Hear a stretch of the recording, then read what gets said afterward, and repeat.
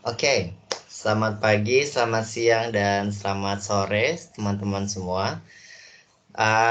Terima kasih telah menonton video ini sebelumnya, dan pada kali ini kita akan membahas tutorial manajemen fungsional di bidang marketing. Perkenalkan, nama saya Vincentius Nuring Saptadi Suryo, biasa dipanggil Vincent, dan saya dibantu oleh Student Development SCMM untuk memberikan tutorial marketing manajemen fungsional.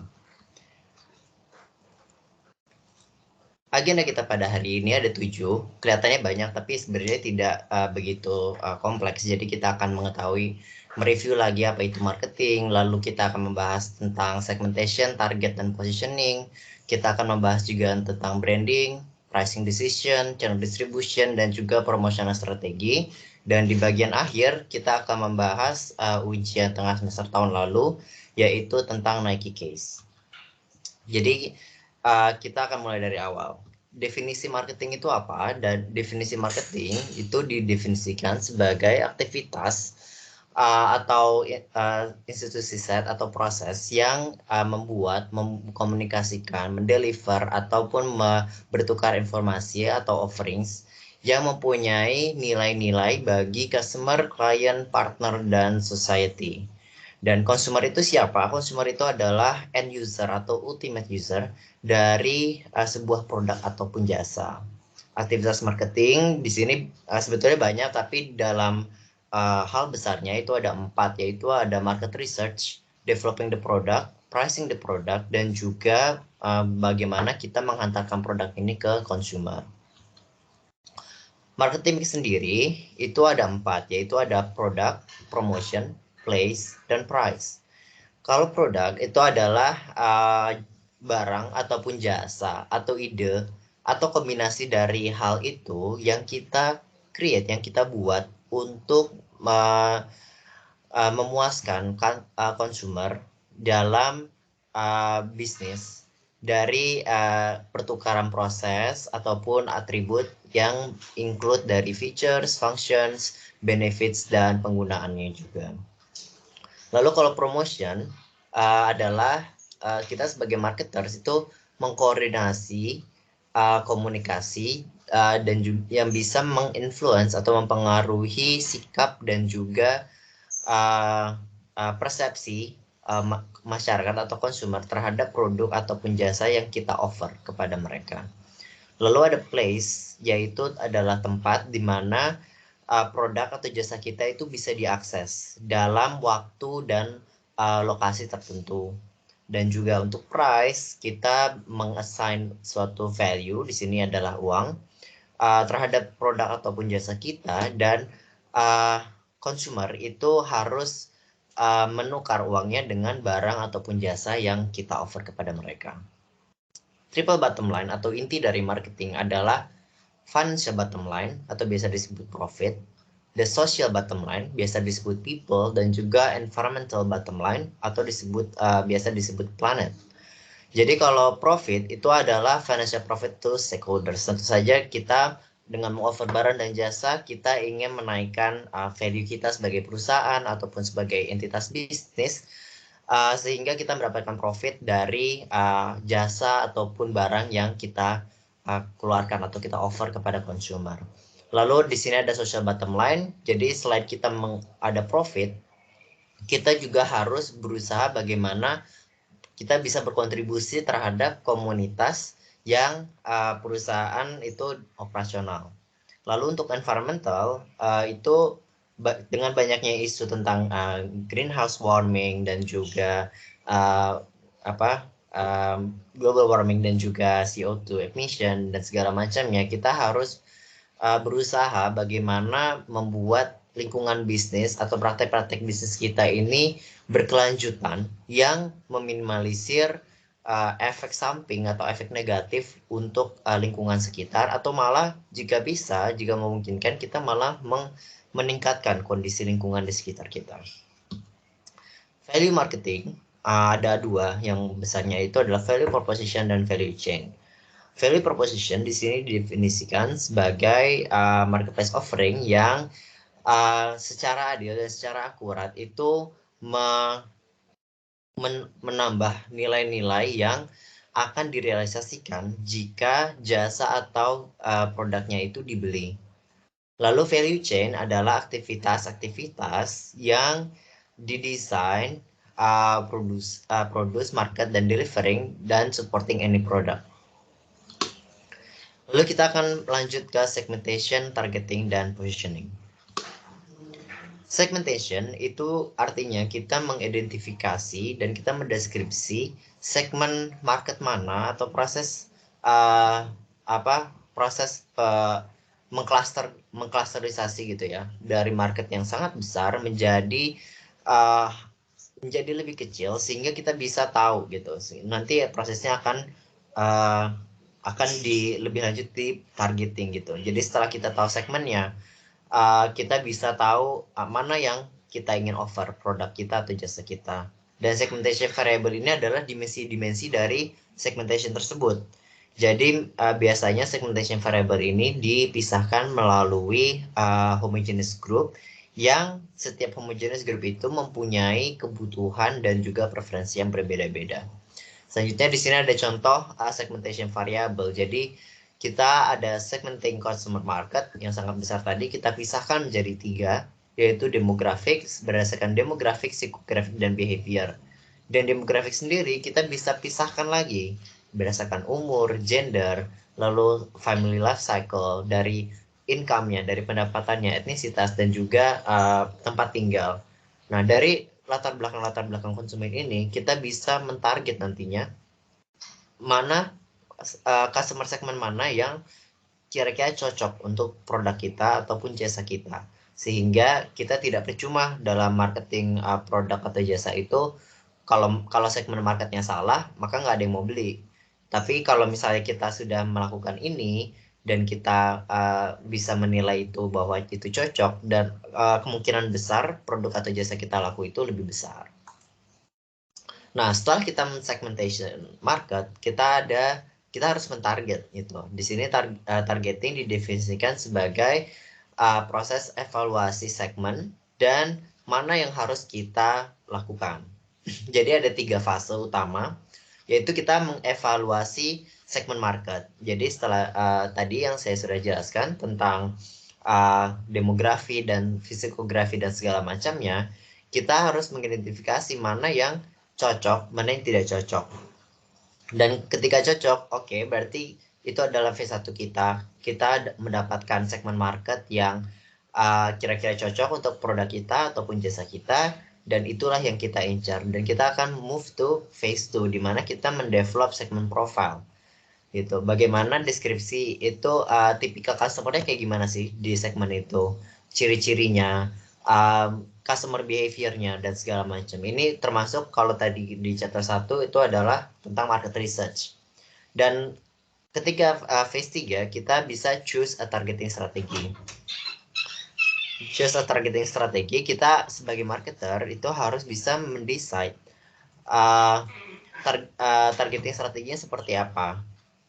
Apakah kita harus target semua market di segmen itu, ataupun kita mengincar yang lebih kecil, jadi lebih fokus segmentasinya. Nah, itu yang kita harus pikirkan sebagai marketer, dan juga bagaimana kita men-reach customer segment tersebut. Lalu ada positioning, di sini didefinisikan sebagai proses develop dari marketing mix yang akan membuat competitive advantage di dalam market yang telah kita target. Jadi ada 4 step, yaitu step yang pertama adalah kita menganalisa posisi kompetitor. Kita memberikan pertanyaan, misalnya ini secara internal ya, apa sih kompetitor itu kayak gimana? Lalu bagaimana target marketnya itu, target market kita itu persepsinya bagaimana sih terhadap produk atau jasanya kompetitor? Lalu apakah ada produk atau jasa yang sama ataupun mirip dengan yang kita ingin offer? Nah, setelah kita menggali pertanyaan-pertanyaan tersebut, kita bisa mendapatkan jawaban dan nantinya akan berlanjut ke product development. Tapi setelah itu, dalam positioning kita harus mendefinisikan competitive advantage kita, yaitu step 2. Nah, kita di sini membuat positioning statement yang memframe bagaimana produk itu diposisikan dan juga spesifik value-nya apa untuk produk atau jasa tersebut. Lalu kita bisa finalisasi marketing mix untuk matching marketing segment dengan segmennya sendiri. Dan step 4, kita bisa mengevaluasi respon dari customer atau consumer sesuai dengan kebutuhan. Jadi apakah marketers ini apa maksudnya, apakah yang kita sudah lakukan ini benar dan bagaimana respon dari consumer terhadap produk atau jasa kita. Kita harus membuat survei, semacam survei supaya kita mendapatkan feedback supaya kita bisa akhirnya membuat produk atau jasa dengan lebih baik. Lalu kita masuk ke bagian ketiga, yaitu adalah build the brand. Jadi apa itu merek? Merek itu didefinisikan oleh American Marketing Association atau AMA. Ini adalah nama, term, simbol, tanda, ataupun desain, ataupun kombinasi dari semuanya yang diintensikan untuk mengidentifikasi produk atau service dari pembuat produk itu atau jasa itu untuk kita bisa mendiferensiasikan dari kompetitor kita. Role-nya apa sih tentang merek itu? Yaitu ada 3 role. Ada customer brand role, company brand role, dan juga competitor brand role.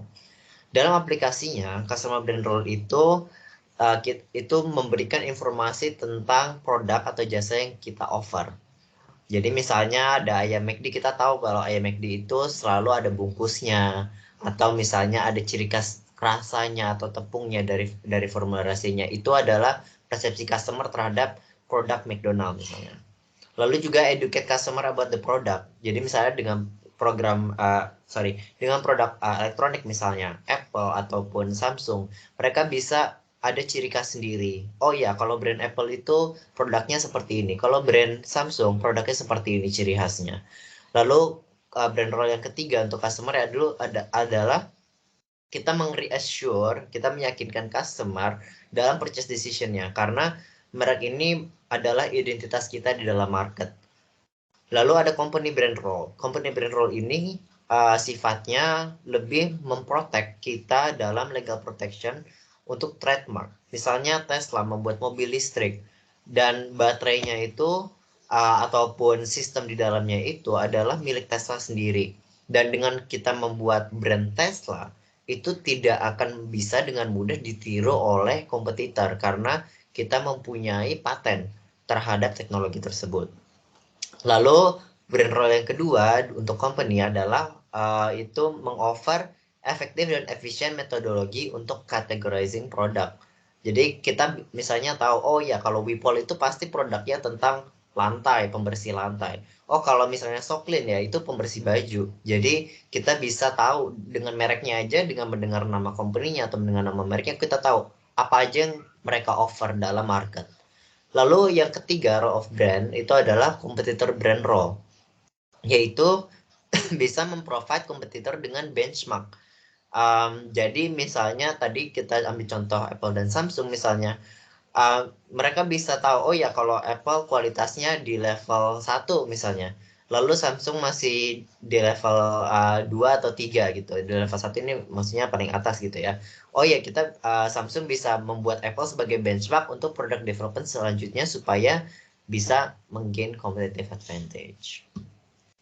Lalu di dalam brand sendiri ada yang namanya brand equity. Jadi didefinisikan sebagai set of assets ataupun liabilitas yang dihubungkan dengan nama merek atau simbol yang bisa menambah atau mengurangi nilai dari jasa atau produk yang kita produksi.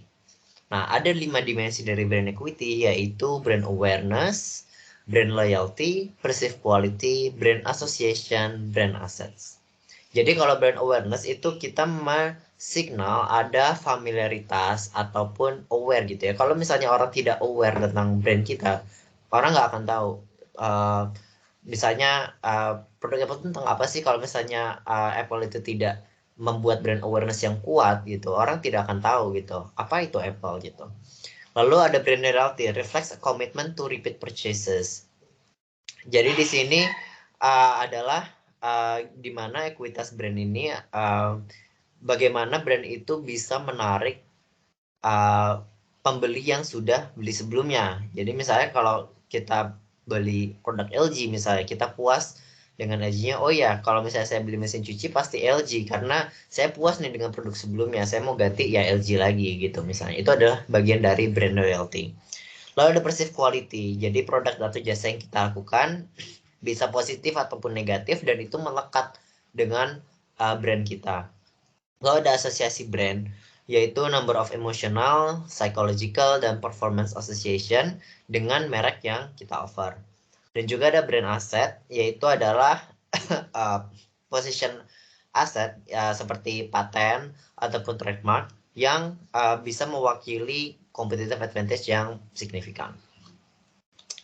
Lalu ada brand decisions, ada 4 basicnya, yaitu stand alone or family branding. Jadi kalau stand alone itu kita membuat merek terpisah dari company-nya. Misalnya Unilever, nama company-nya adalah Unilever, tapi mereka membuat banyak produk dan mereknya pun beda-beda untuk market segment tertentu gitu. Misalnya ada Dove, ada Lux gitu kan. Itu sama-sama sabun mandi, harganya berbeda dan target marketnya pun berbeda. Itu adalah stand alone branding.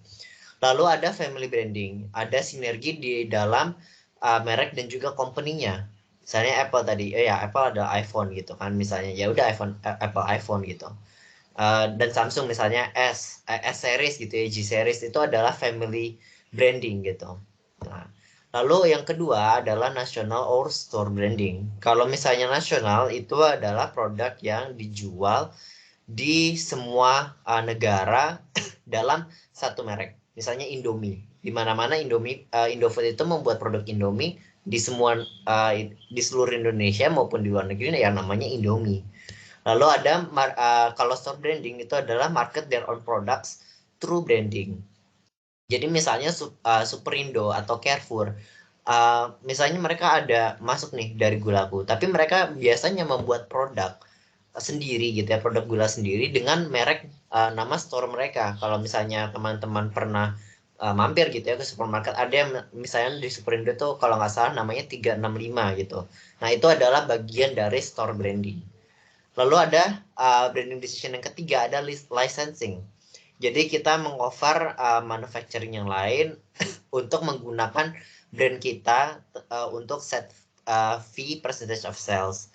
Lalu yang keempat ada co-branding decision, yaitu kita bekerja sama dengan pihak lain untuk membuat brand itu linking ya dengan company lain ataupun di dalam merek-merek yang lain yang ada dalam perusahaan kita. Bagian keempat adalah managing pricing decisions, terdiri dari pricing strategi dan tactics. Pricing strategi di sini ada 6, yaitu kita harus mengestablish pricing objektif dan related strateginya. Lalu kita membuat taktik pricing, kita men-set harga yang exact atau yang tepat dari 2 langkah sebelumnya. Lalu kita mendeterminasi channel, discount, dan juga allowance.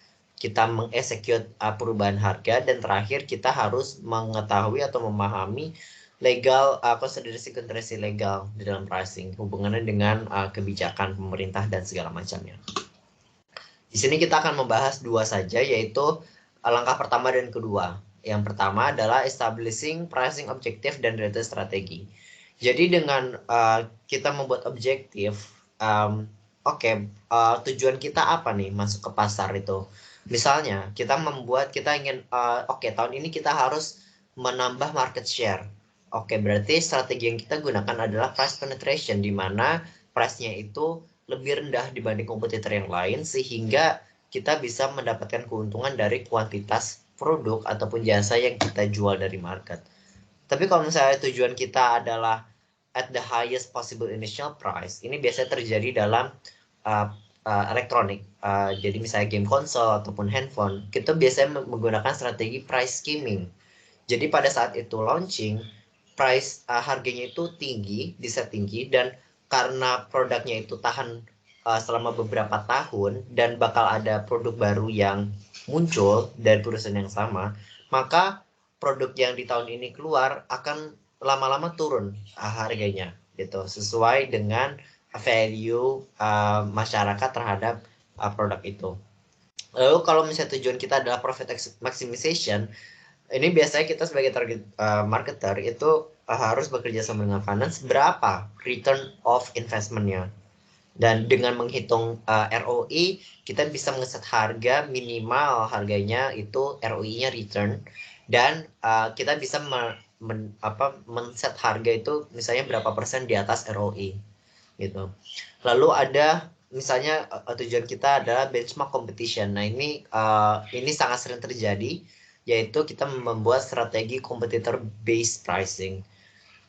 Misalnya Wipol, harganya adalah yang original harganya 30.000. Oke, kita kompetitornya Wipol, kita membuat harga 28.000. Nanti ada musim lebaran misalnya diskon besar-besaran dan segala macamnya, itu kita melihat bagaimana perubahan harga kompetitor dibandingkan harga kita dan bagaimana cara kita menanggulangi harga kompetitor tersebut. Lalu yang terakhir adalah kita mengkomunikasikan positioning through price. Jadi adalah value pricing. Di sini biasanya yang menggunakan ini adalah premium product. Misalnya Mercedes atau Ferrari gitu.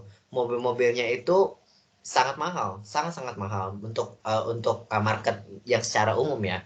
Tetapi mereka itu menawarkan value yang unik tentang produknya. Misalnya, oh ya, dari sisi safety, comfort, dari sisi reliability misalnya, itu mereka benar-benar protect itu sehingga customer yang beli atau yang beli produknya mereka itu benar-benar reassure dengan bahwa harga yang mereka bayar untuk produk itu adalah worth it untuk produk semacam itu. Lalu ada pricing tactics. Ini adalah langkah kedua dari pricing strategi tadi. Pricing tactics ada banyak, yaitu ada product line pricing, captive pricing, price bundling, reference pricing, crisis pricing, odd even pricing, one price strategy, and variable pricing.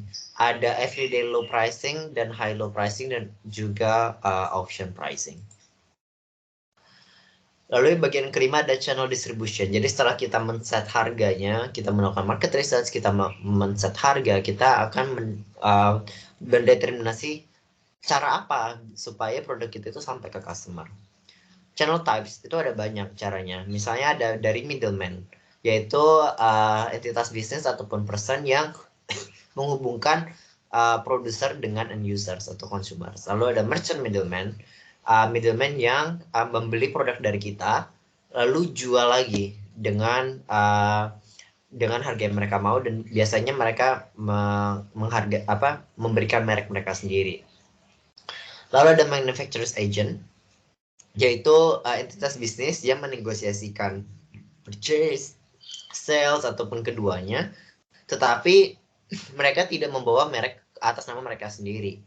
Dan kalau misalnya channel keempat adalah distributor, ini adalah wholesale middleman. Dan wholesaler ini adalah entitas bisnis yang engage in buying, lalu mereka juga taking title, juga storing biasanya, dan juga handling goods atau produk di dalam quantity yang banyak.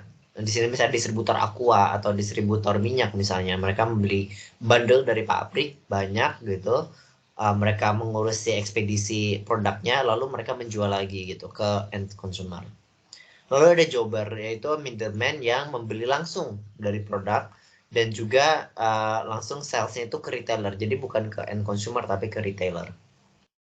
Lalu ada facilitating agent, di mana ini adalah entitas yang membantu dalam distribusi, dalam tugas-tugas distribusi. Ini biasanya perusahaan-perusahaan logistik di facilitating agent. Lalu ada retailer yang tugasnya hanya menjual produk kepada end user.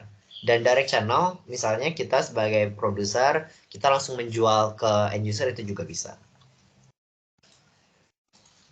Lalu ada sliding channel approaches. Jadi ini juga tergantung case by case, tetapi intinya ada 3, adalah intensive distribution, selective distribution, dan juga exclusive. Intensif itu bertujuan misalnya kita ingin membuat produknya itu dikenal oleh masyarakat banyak, dan di sini kita bisa menyaring intermediary sebanyak-banyaknya. Nah, ini biasanya digunakan pada produk-produk yang low cost dan juga impulse goods seperti coklat ataupun es krim misalnya. Lalu selective distribution, kita mengset number of outlets-nya itu terbatas di dalam satu kota tertentu. Misalnya H&M gitu ya. H&M hanya ada satu toko di satu kabupaten misalnya. Nah, itu produk-produk yang masuk ke H&M, pabriknya itu yang mendistribut produknya ke H&M itu menggunakan selective distribution. Nah, ini biasanya produk yang melakukan hal ini itu menggunakan intermediarisnya, misalnya contohnya adalah H&M, dalam customer service dan juga after sales service. Jadi, jika ada problem dalam produknya itu, H&M yang ngurusin, bukan produsernya. Nah, itu seperti yang saya sudah sebutkan, asosiasinya dengan shopping goods. Dan juga terakhir ada exclusive distribution, yaitu dia memposisikan produknya itu sebagai prestisius dan langka. Dan biasanya itu hanya ada satu wholesale distributor per negara bagian. Ini contohnya di US, jadi per negara bagian. Mungkin kalau di kita per kota besar kali ya, gitu, per kota besar. Asosiasinya premium goods, Rolex, Mercedes gitu. Hanya misalnya ada satu dealer resmi gitu ya, satu dealer resmi di setiap kota besar. Lalu bagian keenam, terakhir sebelum kita membahas ujian, yaitu ada promosional. Jadi promotion mix ini kita bisa include advertising, sales promotion, public relation, personal selling, direct marketing, dan interactive marketing. Advertising kita biasanya itu biayanya lebih murah, tapi tidak lebih personal dibandingkan promotion mix yang lain. Jadi kita mengiklankan produk atau jasa lewat iklan TV atau iklan koran, dan sifatnya tidak personalized terhadap calon customer.